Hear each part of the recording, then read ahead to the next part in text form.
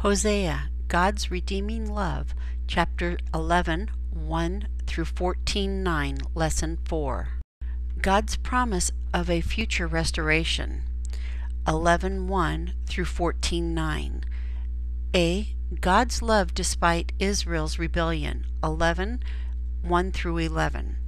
1. God brought Israel out of Egypt, yet they worshipped the Baals, Hosea 11:1 and 2. 2. God nurtured Israel, though they knew it not, Hosea 11:3 and 4.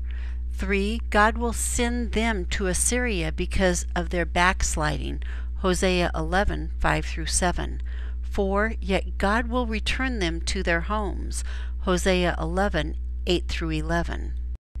B. Israel's rebellion and God's chastisement, 11:12 through 13:16.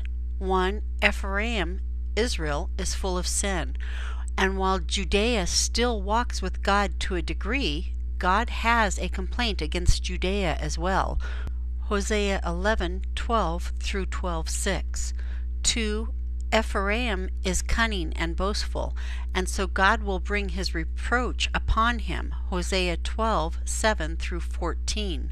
3. Ephraim and Samaria, both representative of Israel, shall be held guilty and punished accordingly, Hosea 13:1 through 16.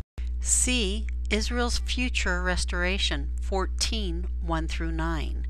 1. A call to return to the Lord, for Assyria will not save, Hosea 14:1 through 3. 2. God promises to heal their backsliding and return them to the land, Hosea 14:4 through 7. 3. Ephraim, Israel, will finally be cured of her idolatry, Hosea 14:8. 4. A concluding call to wisely consider these things, Hosea 14:9. God fulfilled his promise to restore Israel and Judea, starting with a decree of Cyrus, and under the leadership of Zerubbabel, Ezra, and Nehemiah. See the books of Ezra and Nehemiah.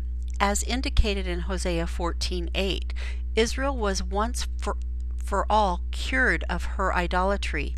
Her faith in God may have weakened later, but the idolatry never had the appeal it once had. In the spirit of Hosea 14:9, which calls upon us to understand and know what is revealed in the book, here are some concluding lessons to be drawn from Hosea. A. God is a God of love. 1. He loves his people. A. Like a man loves his wife, Hosea and Gomer. B. Like a father loves his child, Hosea 11:1. 2. Because he loves his people. A. He blesses them abundantly. B. He nurtures them patiently, Hosea 11:3 and 4. B. God is a God of holiness. 1. He expects his people to know his will, Hosea 4:1 and 2 and 8:12. 2. He expects his people to avoid harmful influences, Hosea 7:8 and 9. 3. He expects his people to sow righteousness, not wickedness, Hosea 10:12 and 13. C. God is a God of justice. 1. He cannot let sin go unpunished, Hosea 9:9. 2. Those who remain in sin he will devour, Hosea 13:7 and 8. D. God is a God of mercy. 1. He called upon his people to repent, Hosea 14:1. 2. He will gladly heal those who do so, Hosea 14:4. Conclusion. 1. Hosea presents a picture of God who is certainly desirous of redeeming those he loves. A. Sadly, not many took Hosea's message seriously. B.